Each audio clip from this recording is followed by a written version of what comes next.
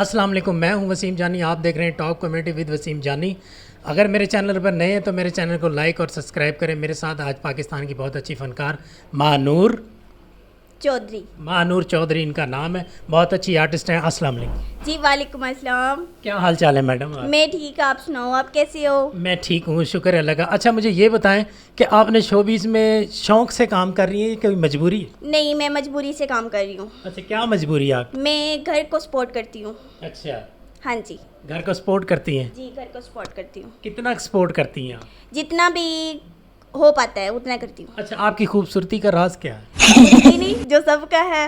नहीं, कोई तो कहते हैं हम क्रीम लगाते हैं, कोई तो कहते हैं हम फेशियल करवाते हैं, कोई कहते हैं हम मसाज कराते हैं। आपकी क्या खूबसूरती का राज? नहीं, पार्लर में तो जो लड़कियां अक्सर जाती हैं वो शौक से काम करवाती हैं, और मैं भी पार्लर में कभी कभी चली जाती हूँ, लेकिन मुझे कोई शौक नहीं है। अच्छा, पाकिस्तान का आपको कौन सा फ़नकार पसंद है, मेल फीमेल में?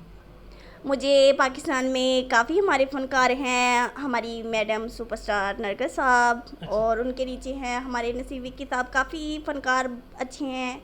अच्छा, मैंने देखा कि अखबार में आपकी बहुत खबरें लगती हैं, आप डांस बहुत अच्छा करती हैं।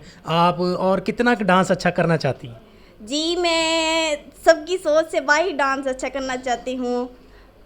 कितना की सोच से अच्छा बाहर करना चाहती हैं? कोई सोच ही नहीं है। अच्छा, आप चाहती हैं कि पाकिस्तान का नाम रोशन करें? हाँ जी बिल्कुल। ਉਹ ਤੇ ਕਾਇਦ ਆਜ਼ਮ ਨੇ ਵੀ ਕੀਤਾ, ਉਹਦੀ ਵੀ ਕੋਈ ਕਦਰ ਨਹੀਂ ਸੀ। कोई बात नहीं। ਅੱਛਾ, ਤੁਹਾਡੀ ਕਾਮਨ ਸੈਂਸ ਕਿੰਨੀ ਕੰਮ ਕਰਦੀ ਹੈ ਇਹ ਦੱਸ? उनकी भी कोई सोच ही कोई नहीं। ਦੇਖ ਲਓ, ਤੁਹਾਡੇ ਕੋਲ ਇੱਕ ਸਵਾਲ ਕਰਾਂ, हाँ जी ਜਵਾਬ ਦਿਓਗੇ? जी ध्यान। ਅਗਰ ਤੁਸੀਂ ਜਵਾਬ ਦੇਤਾ ਨਾ, ਇਹ ਕੈਮਰਾ ਗਵਾਹ ਹੈਗਾ, ਤੁਹਾਨੂੰ 5000 ਰੁਪਏ ਇਨਾਮ ਹੈ। अच्छा की ਦੱਸੋ। पूछो ना। अगर ਤੁਸੀਂ ਸਹੀ ਜਵਾਬ ਦਿੱਤਾ 5000, ਇਹ ਕੈਮਰਾ ਗਵਾਹ ਹੈਗਾ। ਜਿੰਨੇ ਲੋਕ ਵੀ ਮੇਰਾ YouTube ਤੇ ਚੈਨਲ ਦੇਖ ਰਹੇ ਨੇ, ਮੇਰੇ ਨਾਲ ਕਾਫੀ ਲੋਕ ਜੁੜੇ ਹੋਏ ਨੇ, ਤੇ ਤੁਹਾਨੂੰ 5000 ਇਨਾਮ ਮਿਲੇਗਾ। ਅਗਰ ਨਹੀਂ ਦਿੱਤਾ ਸਹੀ ਜਵਾਬ ਤੇ ਤੁਹਾਨੂੰ 2000 ਦੇਣਾ ਪਏਗਾ। अच्छा जी पूछो। ਅੱਛਾ, ਉਹ ਕਿਹੜੀ ਸ਼ੈ, ਉਹ ਕਿਹੜੀ ਸ਼ੈ ਜਿਹਨੂੰ ਦਫਨਾਉਂਦੇ ਜ਼ਿੰਦਾ, ਮਰ ਜਾਏ ਤੇ ਉਹਨੂੰ ਕੱਢ ਲੈਣੇ? ये तो बहुत मुश्किल सवाल है। 5000 ਦਾ ਨੋਟ ਵੀ ਤੇ ਹੈ ਨਾ। 5000 का नोट तो है, लेकिन सवाल ਸਵਾਲ ਦੱਸ। सोचने वाला है। ਬਹੁਤ ਆਸਾਨ ਹੈਗਾ। क्या हो सकता है? ਦੱਸ। ਮੈਂ ਤੇ 5000 ਰੁਪਏ ਦੇਣਾ ਜਨਾਬ, ਦੇਖ ਲਓ। नहीं, मुझे नहीं पता। ਉਹਨੂੰ ਦਫਨਾਉਂਦੇ ਜ਼ਿੰਦਾ, ਮਰ ਜਾਏ ਤੇ ਉਹਨੂੰ ਕੱਢ ਲੈਣੇ। अच्छा, वो फिर की हो सकता है? नहीं, मैनू नहीं पता। ਤੁਹਾਨੂੰ ਨਹੀਂ ਪਤਾ? नहीं। ਅੱਛਾ, ਚਲੋ 5000 ਤੁਹਾਨੂੰ ਇਹਦਾ ਮਕਸਦ ਹੈ नहीं चाहिए। हाँ जी, नहीं चाहिए। नहीं चाहिए ਤੇ ਮੇਰਾ 3000 ਹੱਕ ਬਣਦਾ। अच्छा किस चीज़ का? बोलो।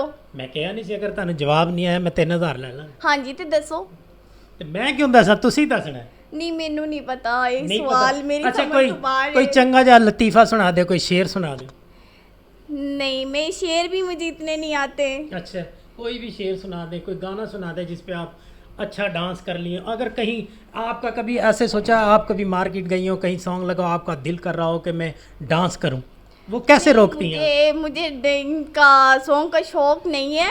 अच्छा, और वैसे शेर कोई मैं सुना देती हूँ। हाँ, शेर सुना दे। अच्छा जी। चांदनी चांद से होती है, सितारों से नहीं। चांदनी चांद से होती है, सितारों से नहीं। मोहब्बत एक से होती है, हजारों से नहीं। देख लो जी, मोहब्बत एक से होती है, हज़ारों से नहीं। आपको कितनों से मोहब्बत हुई? मुझे कितनों से मोहब्बत हुई? मुझे एक से मोहब्बत हुई है। ਉਹਦਾ नाम दस दे चल। नहीं, उसका नाम नहीं मैं बता सकती। अच्छा जी, ये थी हमारे साथ महानूर चौधरी। नेक्स्ट वीडियो के लिए हम फिर मिलेंगे। अल्लाह निगहबान।